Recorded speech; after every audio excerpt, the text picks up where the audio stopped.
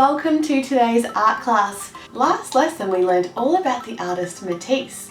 Now he is famous for his collages of coloured paper. Today we're going to create a collage. Now I don't have coloured paper at home, but I have some things that I can use to create coloured paper. You might be thinking, oh, I'm not sure if I have any coloured paper available. But if you have pencils, textures, markers, watercolour paints, or even things in your recycling bin, you can create interesting and colourful paper.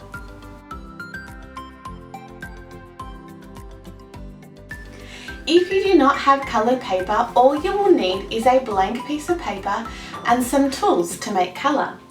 You might have pencils, textures, markers, maybe even some watercolour paint. All you need to do is start to create little sections of different colours. As you go along, you might like to add some patterns into your coloured paper to make it interesting.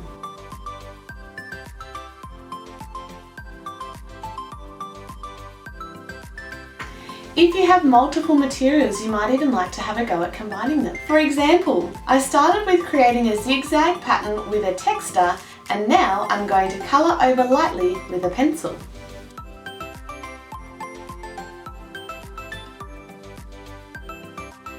Once you have created your whole page filled with coloured paper, we can start cutting out our organic shapes.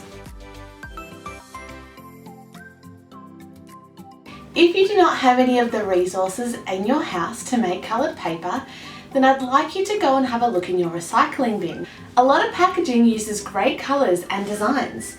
For example, this simple cereal box has some red, some yellow.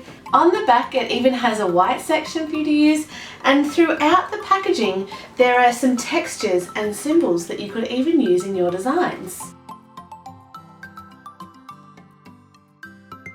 Once you have finished creating your coloured paper, you then need to start cutting out some shapes. Now if we remember back to Matisse's artwork, he loved to use organic shapes. Now you might be thinking, what's an organic shape? Well, an organic shape is different to a geometric shape, as seen in this poster here. Organic shapes have curved lines and they're irregular in their form. When you are cutting out your coloured shapes, there are two different ways that you can go about it. The first is freehand. All you'll need is your scissors and the paper, and as you start to cut, with your other hand turn the paper to create your desired shapes. This hand acts as the steering wheel as the other hand acts as the cutting.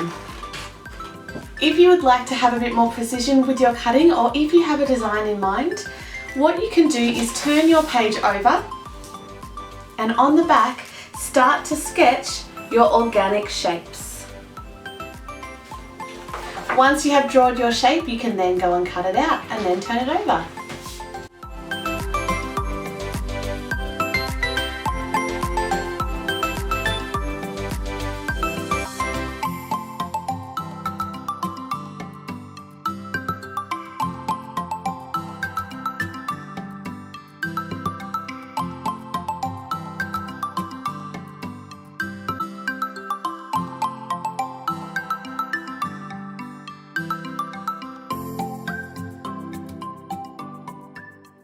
Once you have finished cutting out your designs, you will need to create a background piece.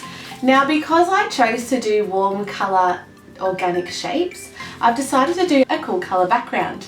Now because I don't have any coloured paper at home, I created my background by using some watercolour paints. You could do the same if you've got watercolour paints at home, or you could even create a background with pencils or textures.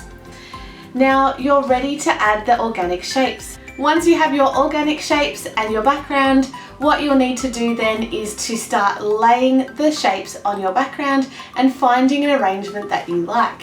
Once you've found the perfect way to arrange your shapes, you will need to use a glue stick and start to glue those parts down.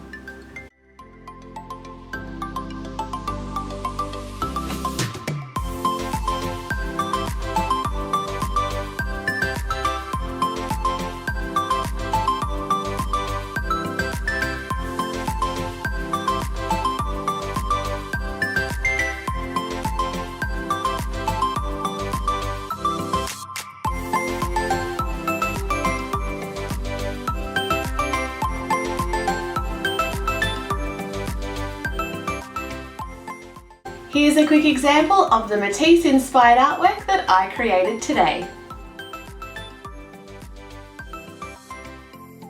Make sure when you're finished you send me your artworks. I cannot wait to see your masterpieces. Thanks for watching. See you next time.